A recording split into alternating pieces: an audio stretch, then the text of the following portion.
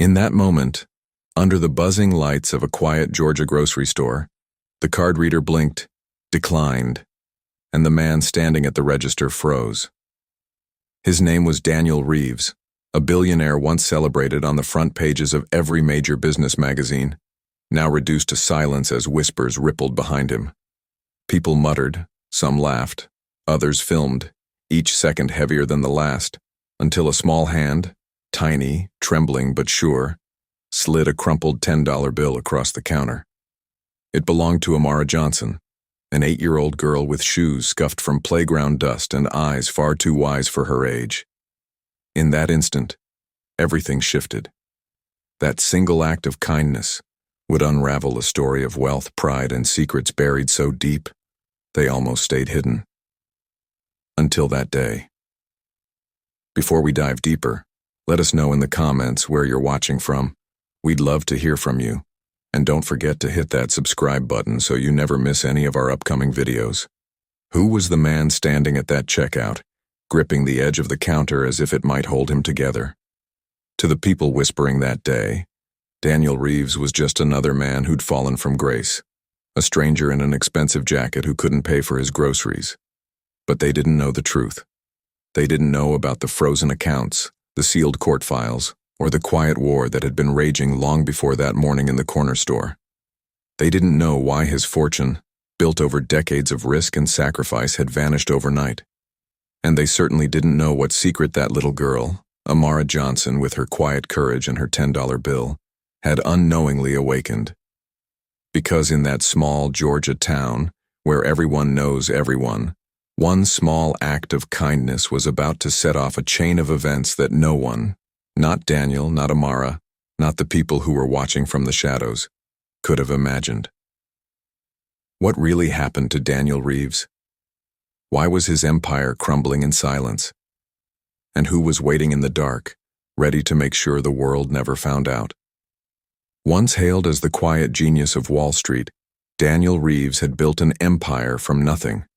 The headlines told one story: a man who had transformed a struggling investment firm into a global powerhouse, who turned forgotten startups into household names, who could double an investor's portfolio with just a signature. He was the man invited to private summits, to rooms where billions were moved in hushed tones and quiet nods. For years, his name meant stability, power, and prestige. But power has a price, and Daniel Reeves paid it in silence. Beneath the tailored suits, the boardroom smiles, and the endless handshakes was a man drowning in secrets no one ever cared to see. 2 years before that grocery store morning, Daniel vanished from public view. One day his face was everywhere: magazines, business channels, podcasts dissecting his genius, and the next, nothing. No interviews, no sightings, just silence. Some said he was taking a sabbatical. Others whispered of scandal, betrayal, even the possibility that he had lost everything. The truth, as always, was far more complicated. In his world, wealth wasn't just money.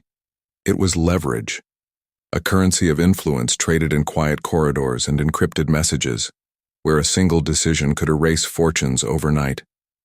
And when the quiet war he had been fighting for years finally erupted, Daniel did what most men with everything to lose would never dare to do. He walked away. He left the penthouses, the private jets, the invitations to rooms where decisions about the world were made, and he disappeared into the kind of small town where no one knew his name and no one cared. That town was Maplewood, Georgia, a dot on the map with a single main street, a diner that hadn't changed its menu in 30 years, and a community that believed in the comfort of routine. It was there, in a rented house with peeling paint and a rusty mailbox, that Daniel Reeves tried to become invisible. Most people never noticed him. He was just another quiet face in the grocery store, another stranger who paid cash and left no trail. But Amara Johnson noticed. Amara was 8 years old, but life had already taught her lessons no child should have to learn so young. She lived with her mother, Denise Johnson, in a small duplex on the edge of town, where the front porch creaked when you stepped on it, and the walls carried the echoes of their laughter. Denise worked 2 jobs, early mornings at the diner and late nights cleaning offices, to make sure her daughter had food on the table and notebooks in her backpack. Amara, bright-eyed and endlessly curious, spent her afternoons playing in the dusty lot across from their building, sketching pictures in the dirt with sticks and asking her mother questions that didn't always have answers. People in Maplewood loved Amara. They called her the old soul, the little girl who greeted everyone with a smile, who held doors open without being asked, who always seemed to know when someone needed a kind word. But what no one saw, what even Amara didn't understand, was that her quiet kindness, her instinct to stand with someone when the rest of the world turned away, would soon pull her into a story much bigger than their quiet corner of Georgia. In those days, Daniel kept to himself. He drove an old Chevy pickup that rattled over every bump in the road. He did his grocery shopping in silence, head down, hat low. He never drew attention to himself, never stayed in one place long enough to be recognized. The people of Maplewood whispered that he was polite, maybe a little distant, maybe carrying some private grief he didn't talk about. No one asked questions, and Daniel preferred it that way. But the truth was that every time his phone rang, an unknown number, a blocked ID, his pulse quickened, because he knew someone somewhere still had eyes on him. That morning at the grocery store, when the card reader blinked declined, Daniel wasn't just a man whose card had failed. He was a man balancing on the edge of everything he had tried to escape. The humiliation was sharp, yes, but it was more than that. It was the fear that maybe they had finally found him, that the quiet life he had built in Maplewood was about to shatter. And that was when Amara stepped forward, her small hand steady, her voice soft but unshaken. "You can take my money, mister." She didn't know his name. She didn't know the weight of the world resting on his shoulders. All she saw was a man standing alone. And in her world, you didn't let people stand alone. What Daniel didn't know, what no one in Maplewood could have known, was that this single act of kindness, so simple and so pure, would be the spark that dragged every buried secret, every carefully hidden truth, out into the open. The hum of the grocery store was ordinary that morning, the soft rattle of carts, the distant hum of the refrigeration units, the quiet chatter of a few locals exchanging small talk in the next aisle. Daniel Reeves stood there at the checkout, a modest basket of essentials in his hands: bread, eggs, coffee, and a single can of soup. It was the kind of purchase that didn't match the man he used to be, but Daniel had learned to keep his life small, simple, quiet. He slid his card into the reader, the kind of motion you don't think about, and waited. The first time the machine blinked, declined. He frowned, not panicked, just confused. He tried again, steady, casual, like a man who had swiped 1,000,000 cards without issue. Declined again. A silence began to stretch behind him. A mother holding a toddler shifted uncomfortably. Someone cleared their throat. And then, just like that, the whispers started. "That's the guy who rents the old Miller house, isn't it?" a voice hissed. "Looks like money trouble," another murmured, just loud enough for him to hear. By the third attempt, the tone had shifted. Quiet curiosity sharpened into something else. Quiet mockery, suspicion. A teenager just 2 people behind him tilted his phone at an angle, recording. "Man can't even pay for bread," he whispered to a friend. "Must have been fake rich all along." The sound of quiet laughter rose like static in Daniel's ears. Inside, his chest tightened, a cocktail of anger and shame, but his face stayed still, practiced, calm. The face of a man who had learned, long ago, to never let the world see him flinch. But that morning, in that tiny store in Maplewood, Georgia, the world was no longer a distant boardroom or a faceless crowd. It was right there, staring at him, dissecting him with every sideways glance. And then, just as the moment seemed to stretch past the point of return, a small hand appeared in his peripheral vision. Tiny, steady, offering what she had. Amara Johnson, barely 8, her shoes scuffed from the playground, her braids tied with frayed ribbons, held out a crumpled $10 bill. "You can take my money, mister," she said softly, but clear enough for everyone in that line to hear. For the first time that morning, Daniel's mask cracked. His eyes shifted, startled, meeting hers. Wide, innocent, unflinching. The crowd fell into a hush, the kind that prickles at the back of your neck. He blinked, frozen, the weight of the moment pressing against his chest like a tidal wave. I can't take that, he managed, his voice low, almost breaking. But Amara didn't move her hand. You need it right now, she said simply, like it was the most obvious thing in the world. My mom says if someone's standing alone, you stand next to them. That's what good people do. The silence in the store shifted again. No laughter now, just the quiet discomfort of witnesses realizing they had been part of something cruel. The cashier froze, unsure, her eyes darting from the child to the man whose name she didn't know.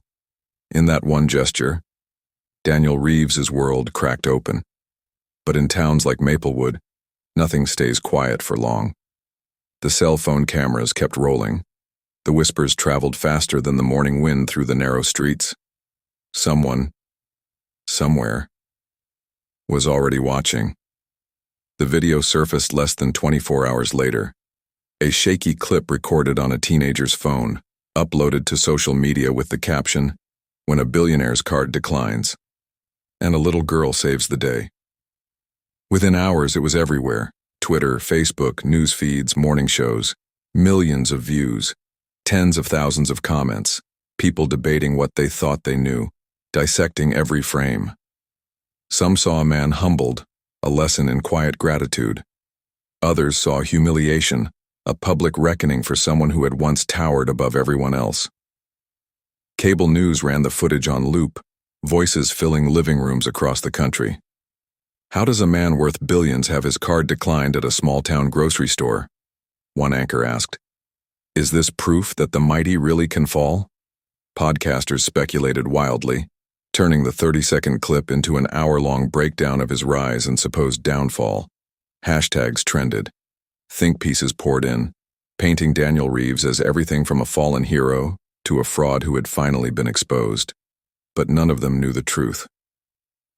Behind the viral moment in the quiet corners of Maplewood, Georgia, Daniel tried to keep his life as still as it had been before. He avoided the diner, skipped his usual morning coffee runs, kept his head low when he had to buy gas or groceries. But the town had changed overnight. Neighbors who once nodded politely now watched him closely. Some were curious, others suspicious. A few, emboldened by what they thought they knew, whispered openly when he walked past. And then came the headlines. The kind that hit harder than any whisper. Old reports resurfaced. Stories buried years ago about whistleblowers. Leaked documents, investigations that never quite reached the light. Articles that painted Daniel Reeves as a man with too much power and too many secrets. A man who had stepped on competitors, ruined rivals, and then, just as suddenly, walked away from the empire he'd built. The questions sharpened. Was his money really gone? Had he been hiding from the law? From someone worse? Local law enforcement started getting calls. Reporters from Atlanta drove into Maplewood, parking along the main street asking strangers what they knew about the man renting the house at the edge of town. The sheriff knocked on Daniel's door once, maybe twice, politely at first, then with a little more insistence, asking if there was anything he should know. But the truth wasn't in the headlines, and it wasn't in the whispers. The truth was buried under layers of contracts, encrypted emails, and deals made with people who had no intention of letting their secrets see daylight. For Daniel, every vibration of his phone was another reminder that he was no longer invisible. Anonymous numbers, blocked calls, messages that vanished seconds after they appeared. He knew the signs. He'd lived long enough in the shadows of high finance to understand when someone was tightening a noose. And then, one evening, as the last light of day faded and the streets of Maplewood fell into that easy, familiar quiet, there was a knock at his door. Not the polite knock of a neighbor or the soft tap of a delivery man, but 3 firm, deliberate raps. Daniel froze. The house was still. The only sound was the hum of the old refrigerator in the kitchen. He moved slowly toward the door, his instincts screaming, his hand tightening on the knob as if bracing for something he couldn't quite name.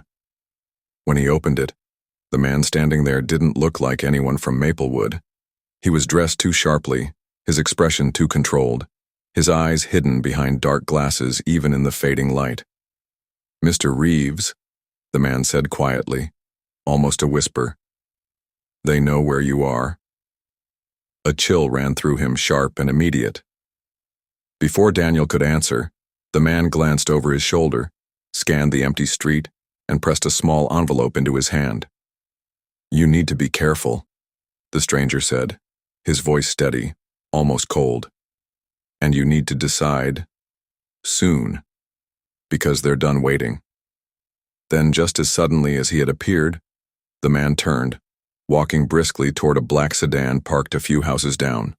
The car door shut, the engine started, and within seconds, the car was gone, swallowed by the night. Inside, Daniel sat at his kitchen table, the envelope untouched between his hands, the weight of it heavier than anything he had carried in years. Outside, the quiet of Maplewood hummed on, oblivious to the storm that had just been set in motion. And somewhere, down the street, in that small duplex with the peeling porch and the creaking boards, Amara Johnson sat cross-legged on her bedroom floor, sketching stars in her notebook, unaware that her simple act of kindness had placed her, and her mother, in the middle of something far bigger and far more dangerous than they could ever imagine. Because someone, somewhere, had been watching from the very beginning. The story everyone thought they knew was wrong. The narrative of a billionaire gone broke, of a man humbled by his own hubris, was nothing more than a shadow of the truth. Behind the trending hashtags and talk show debates, something far more dangerous was unfolding. Something that had been building long before Daniel Reeves ever set foot in Maplewood, Georgia. For weeks after the grocery store incident, Daniel kept his movements careful, almost mechanical. He avoided the main streets during the day. He left the house before sunrise to run along the quiet trails on the edge of town, head down, eyes scanning the tree line for anything unusual. He knew the patterns, and he knew when they began to change. The same dark sedan parked across from the post office 3 days in a row. The same unfamiliar man leaning casually against a lamppost near the diner, pretending to check his phone. It all traced back to one thing: the freeze. The frozen accounts, the declined card that humiliated him in front of an entire town, had never been an accident. Documents would later show that his accounts weren't emptied by some market crash or legal seizure. They were locked, intentionally. Locked by federal authorities investigating a web of financial crimes tied to some of the most powerful men in Silicon Valley.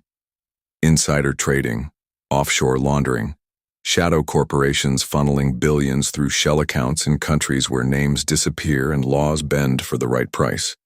And at the center of those accusations, and at least on paper, was Daniel Reeves.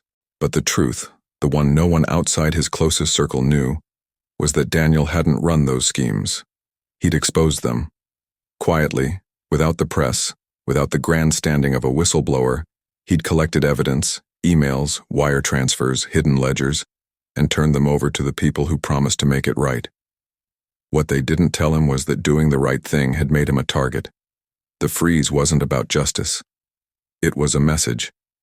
A quiet, sharp reminder that someone somewhere had the power to erase him, and wouldn't hesitate to use it.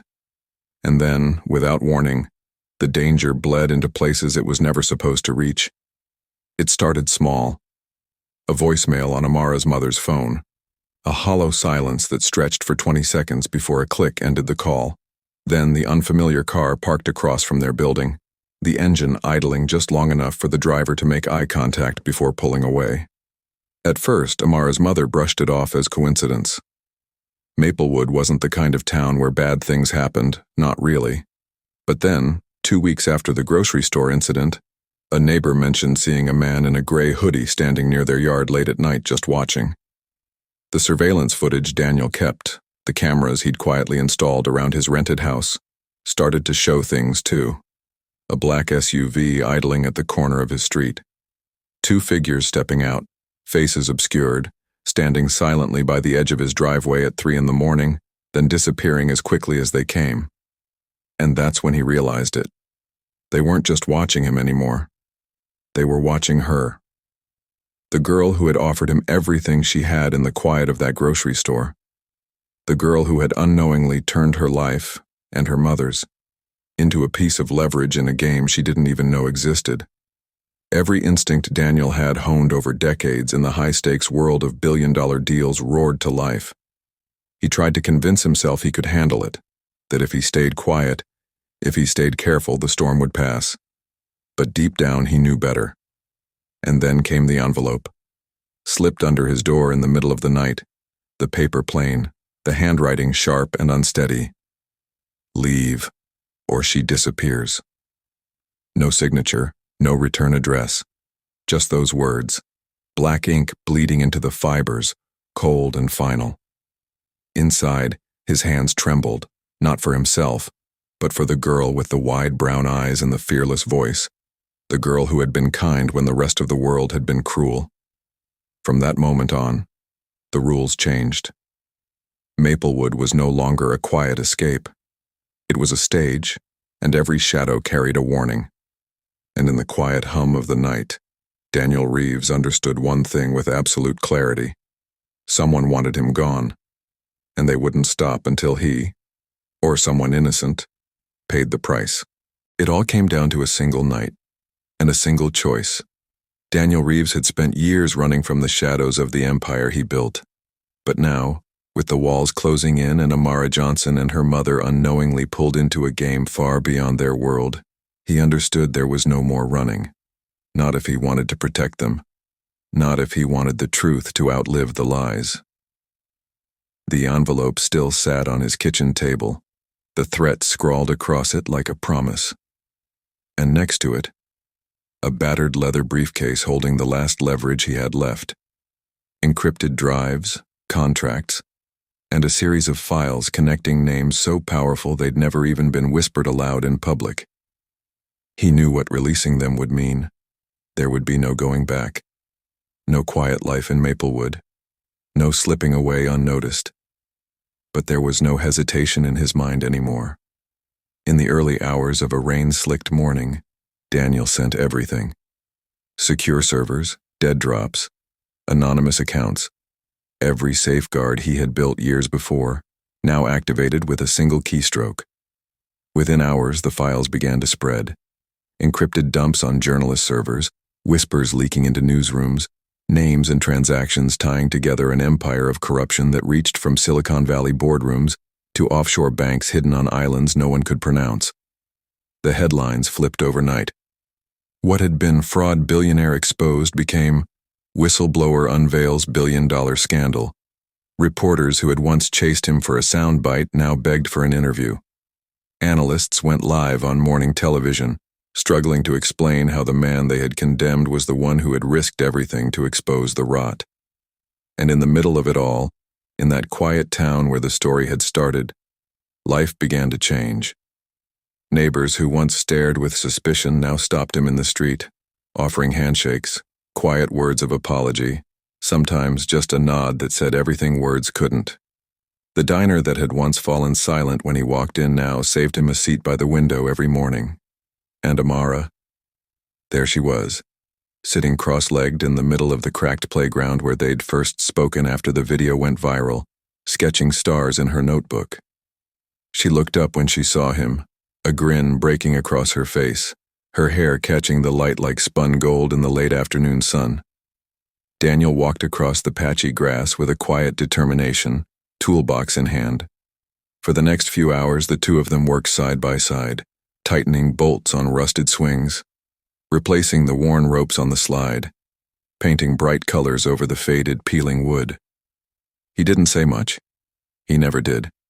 But the sound of her laughter as the paint splattered across his shirt filled the air with something that felt almost like peace. By evening, the playground stood brighter than it had in years, fresh paint, polished chains, and a single plaque fixed at the base of the slide. It read simply, "For Amara, because kindness changes everything. And for the first time in years, Daniel allowed himself to breathe. The story that had begun with a moment of humiliation, a declined card, and a crumpled $10 bill had become something no one could have predicted. The powerful men whose crimes he had exposed were no longer untouchable. Investigations swept across boardrooms and private jets, freezing accounts, issuing indictments, peeling back layers of secrecy that had been untouchable for too long. But for Daniel Reeves, it was never about vindication. It was about the quiet understanding that sometimes salvation doesn't come in the form of power or wealth. It comes in the smallest, simplest gestures. And for Amara Johnson, it was just another day in Maplewood. She didn't understand the magnitude of what had happened. She didn't know that her act of kindness had not only changed the course of one man's life, but had sent ripples through a system built on silence and fear. She just knew that when she laughed, Daniel laughed too, and that somehow the world felt a little safer than it had before. As the sun dipped below the horizon and the streetlights flickered to life, Daniel stood at the edge of that playground watching her run barefoot across the grass, her laughter echoing in the fading light. And for the first time in a long time, he let himself feel the weight of it. Not the danger, not the fear, but the quiet, humbling truth that had carried him through the storm. In the end, it wasn't his fortune that saved him. It wasn't the carefully guarded files, or the calculated risks, or the countless sleepless nights spent outmaneuvering enemies too powerful to name. It was a $10 bill, a crumpled, ordinary bill pressed into his hand by a child too young to understand the stakes, but wise enough to recognize when someone needed saving. And as he stood there, the hum of cicadas filling the summer air, Daniel Reeves understood something he never had before. Sometimes, the smallest hands hold the heaviest truths. The screen lingers on the playground as twilight settles over Maplewood. The swings sway gently in the evening breeze, their chains creaking softly in the quiet. Amara's laughter drifts faintly in the distance, that pure, unguarded sound that had once silenced a room full of strangers and changed the course of a man's life forever. Would you have done what Amara did? Would you have stepped forward in that quiet, uncomfortable silence? Or would you have turned away, like everyone else did that day? Let us know what you think in the comments, because sometimes the way we respond in those moments says more about who we are than we'd ever admit out loud.